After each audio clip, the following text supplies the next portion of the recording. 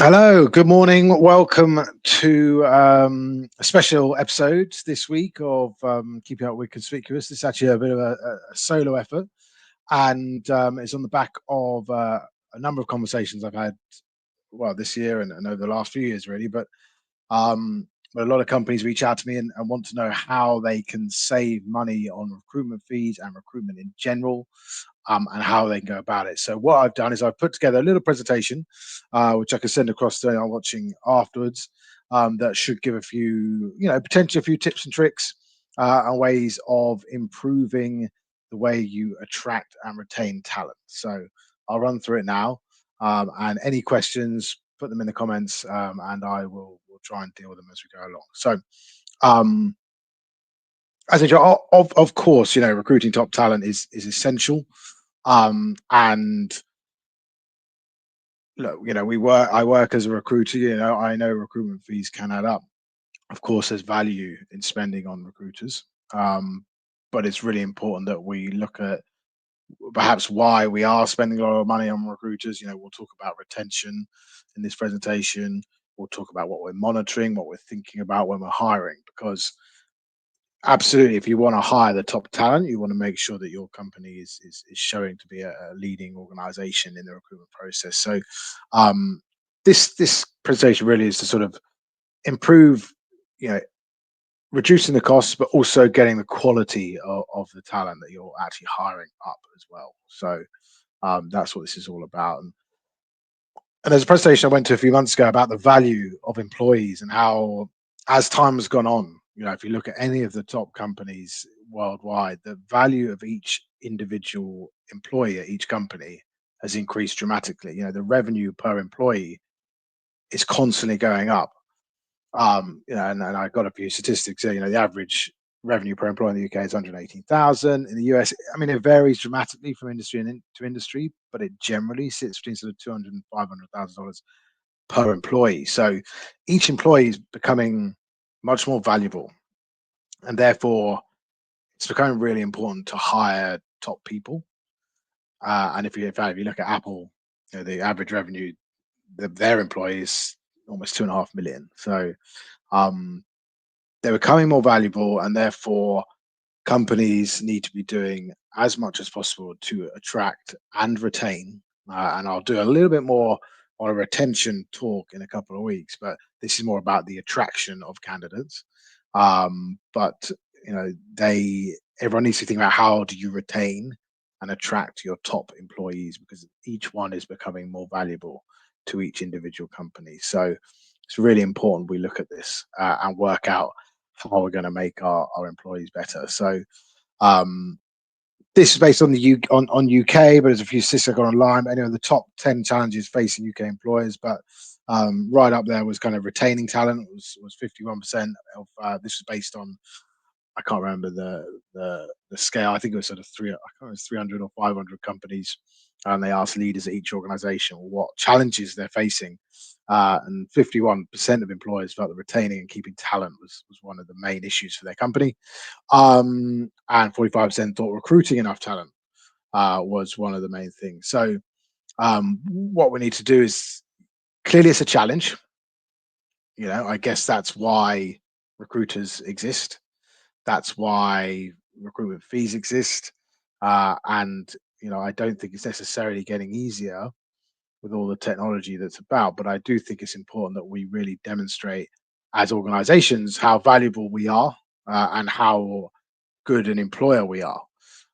So this is what I want to talk about in really this presentation. And I think I think it's really important that if you're listening and you're a company and you want to think, "Oh, where do I start?" I don't know what's going on. We're not retaining staff. I think at the starting point, you've got to make sure there's a few key statistics that you're monitoring. So I think you need to be looking at retention rate. Now, most companies base this off what percentage of employees are with us 12 months after they start. Um, and I think that it's really important that as companies, you look at that and work out what that percentage is. Obviously, you want it to be as high as possible. Um, but there are a lot of companies with, very poor retention rates. And that is a problem, because you want to be, if you are spending on recruitment fees, You're welcome to assign some of the blame to poor recruitment if you like, but ultimately it's possibly down to your ability to retain staff and give them opportunities to progress. So I think it's really important that you look at that retention rate and monitor that, because there are things you can do to improve that, but you've got to monitor it to start with. And I think looking at average tenure as well, which is fairly easy to do. I mean, a lot of that data is available on LinkedIn, so you can look at average or median tenure of employees. But you want to be thinking about aiming. I mean, anything above 4 years is pretty good on average. I think even Google and Apple, their average tenure of employees is kind of between 2 and 3 years. So you do expect a high degree of turnover, but I mean, they have obviously gone through various rounds of layoffs. So you want to be looking at how much are we retaining our staff, and how long are they with us. There are other statistics you could look at, kind of a little bit more, specific, and I wouldn't worry too, like, what percentage of offers are we making that are being accepted and things like that. But I think the main two I would suggest would be retention rate, and your average tenure of your employees. That's a really good starting point. But feel free to message me if there's other things you want to monitor, and I can give you a few ideas about what is also worth monitoring in terms of attraction and retention. So, I mean, what you want to be doing is thinking about. So, when so you decided to recruit, and if you are looking to avoid using recruiters, and this will help even if you are working with recruiters, but you want to be planning ahead. So, is person X retiring in October? Do we need to plan for that? Really look at structuring that.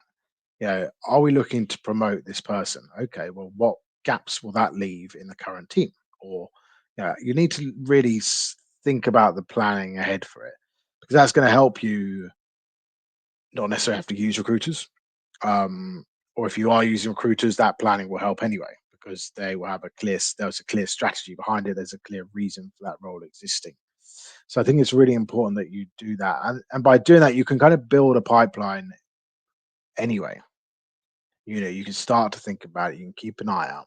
There might be someone that someone knows in your organization. So you want to plan it out as much as you can. Of course, I get it. Sometimes you win loads of projects and you need to hire en masse very quickly, or suddenly someone leaves you urgently and leaves you in the lurch. And of course, then you might need to hire urgently. So not all positions can be intrinsically planned out. Things happen to people. They're people at the end of the day. But if you can plan it out, then that's a really good strategy. Employer branding, I think this is something that is really interesting. You need to have a good online presence now to attract candidates. It will reduce your reliance on agencies, and again, even if you are working with agencies, it's going to help you. The main thing here is it's going to attract you better talent. Your quality of talent is going up by having a better employer brand. I spoke to a client last week, and they said, I said to them, your Glassdoor reviews, they're not good, and you want to hire the best people. They said, well, we don't really mind about that. I said, well, you have to care about your rating, because it's fine if you don't want to attract top quality people, but if you want to attract top quality talent to your organization, you have to really care about it. You have to. They will see that, and you will not get the best of the best. So you need to be looking at Glassdoor. You need to be looking at LinkedIn. You want a presence. You want to get your values across to a person, so that when they click apply, or when they hear about your company, they go, ah, yes, either I've seen them already, or from my research, I can see that they're a good company. They invest in certain charities, or they invest in certain technologies that I'm interested in, or whatever it might be, or they've won certain awards. It's really important to look at that, and then look at that Glassdoor rating, get that up. Company testimonials, examples of posts or stories about employees that have progressed within the company, or have been with the company for a long time, or even new starters. They've been there 3 months, and they do a short video, or there's some form of text about what a great company they are to work for. That's going to really help as well, because you have to do that in order to give you know get the image of your company across. um Job descriptions, um, we see a lot of them now done on Chat GPT. They become very similar. Um, you probably want to put a few specifics as to what you're really looking for, and I'd really emphasize the culture piece. I think that job descriptions have got a little bit dull, and maybe there should be a lot of the section about your company and why you're different. I think the responsibilities of the job will possibly stay very similar. I get it. A software developer job description might be very similar to another software developer job description for another company. But what will be different is your company. So you need to say why your company's different and why someone, and that would tempt someone to apply. So I think it's really important that you really sell your company in those job descriptions, and say why you're such a great company to work for.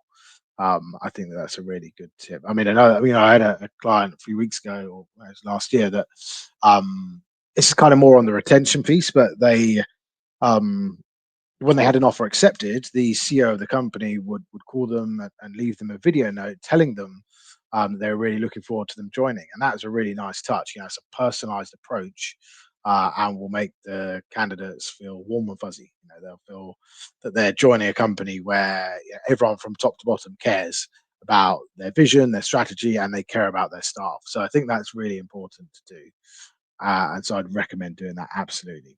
Um, your hiring process. So time to hire, I mean, it's been potentially an issue since I started recruitment, that people and companies, um, I get it, if your resources are stretched, you might not have the time. But if you have decided that you have a priority role, then you need to make it a priority to hire, because it's such a shame. And I mentioned earlier, the fact that we'll look at offer percentage acceptance rates.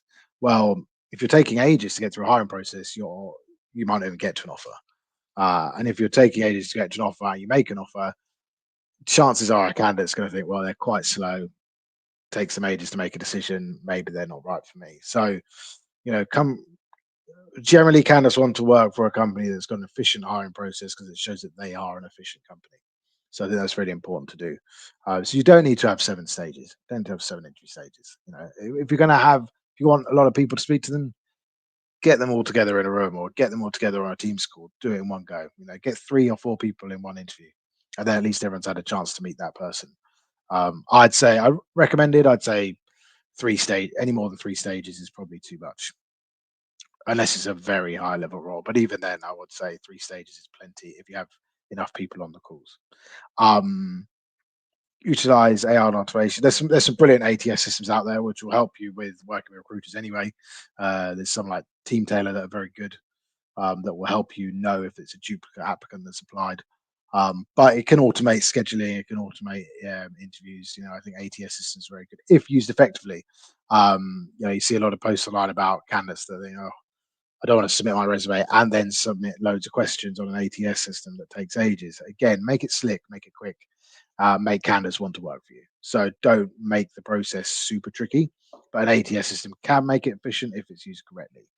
Um, Conducting skills and assessments early on, so pre-screen technical skills, that can be really good. So again, what you want to do here is you don't want to be a company where you go through, 5-stage interview process, and at the end you do a technical test. They fail the technical test. You don't want to hire them. Well, you've already wasted the candidate's time. You potentially wasted 4 of your interviewers' time already just by going through that process. So why not do the technical test early on? Maybe do an HR screening, get them bought into the process, and then do a technical screening pretty quickly after that, because then you're not wasting anyone's time if they fail the test. And if they pass the test, well, maybe you'll make the next bit of the process quicker because you know that they're very capable of doing that position. So I think that's worth noting as well. And again, any of this information I can help with, I can assist with, just reach out to me after the presentation. I can help out with that. So consider alternative recruitment models. Not a pitch, but it's worth saying that reduce your dependency on traditional agencies. So traditional continuous recruitment can be costly, particularly if you're doing it en masse. So you might want to look at alternative models. Agencies will often do discounts for volume. They'll do discounts for commitment deposit led model. or fixed fee recruitment. So have a look at those options that could potentially bring your costs down. Um, and work with specialists as well, because again, one of the hidden and major costs of recruitment is the time that you waste. So if you're going to go to a generalist recruiter, they could potentially be cheaper. I'm thinking more from a time perspective. They're going to take ages to find candidates, and they send you people that they think are good, that a specialist might know is not very good. So you don't want to waste time with people that don't know the market. So I would always recommend, if you are going to go down the contingent model, work with a couple of agencies that are specialists. There's a bit of competition there, and that helps if you want to go that way. Obviously, if you want to bring your costs way down, you might need to go exclusive, or you might need to go retained. But that's another option, and I could talk about those methods and how agencies think, because they do offer discounts for volume or commitment. And that's really important, because they want to work with committed employers who want to work with specialists. So, um, generally, working with a specialist is going to give you a quicker source of good candidates, and you will get to them quicker, and they will know who's not capable already. So there's a lot of pre-filtering done for you before you even get a candidate presented. Um, we're going to do a little bit more on this next week, and this is what I mentioned about retention, because ultimately, if you're retaining your best talent, you don't need to spend on recruitment fees. So it does start with that, and you do need to think about how, if you're having a retention problem, start with that. This other stuff all becomes irrelevant if you can't retain your top talent. You're going to constantly be spending a fortune on recruitment, whether it's through an agency or through an internal team. You're still going to be spending a lot of money. So I would say that you need to be looking at like I mentioned, those employee turnover statistics are really important to monitor, and you need to find out why people are leaving. That's really important, because if people are leaving, you need to find out the why. You need to be speaking with them. You need to be doing exit interviews. There must be reasons that those people are leaving, and you will be able to find patterns in it. So I would mention that if you are losing a top talent, you need to be having quite in-depth conversations and trying to get an honest feedback from them. You don't want them to give you just a line saying, I'm leaving because it's a better opportunity. Try and find out why they didn't feel that opportunity was available at your organization. And then you can improve your company to make it better. And then that might not happen in the future. So I think it's really important to work out why you're losing your staff, and make sure you create a positive work environment. So pretty standard stuff, but it all starts from top to bottom. So you want strong leadership. You want to be giving employees opportunity to progress, both in terms of their career and financially. Uh, Flexible work options. Are you providing enough opportunity for them to work flexibly? Because if you're not, someone else might, and you would potentially lose them to that, even though they're a fantastic employee, but you think you need them on site 5 days a week. While if your rival says they can work from home 3 days a week, they'll probably join your rival. And then you've lost a fantastic employee to one of your rival organizations. That's probably going to help them become more profitable. So think about that. Think about how, as an organization, you structure that, because of course, a happy employee is not going to leave. If you don't have happy employees, they'll leave. You'll spend a fortune on recruitment. So it does start with your organization, and you do need to think about how you retain these people, because they're expensive to hire. Uh, Thank you. It's quite a short presentation today, but hope there's a few tips in there around branding, around lowering recruitment costs. Um, Hope there's a few easy sells, but do connect me on LinkedIn. And feel free to message me for any other tips. And if anyone wants to see this presentation, more than happy to send it over to them. But yeah, thank you for joining. Thank you for listening. Have a good rest of the day this Tuesday. And yeah, and in a couple of weeks, we'll do another one on retention. I look forward to sharing a few tips on that as well. So thank you very much, and look forward to seeing you again on next week's podcast. Take care. Bye.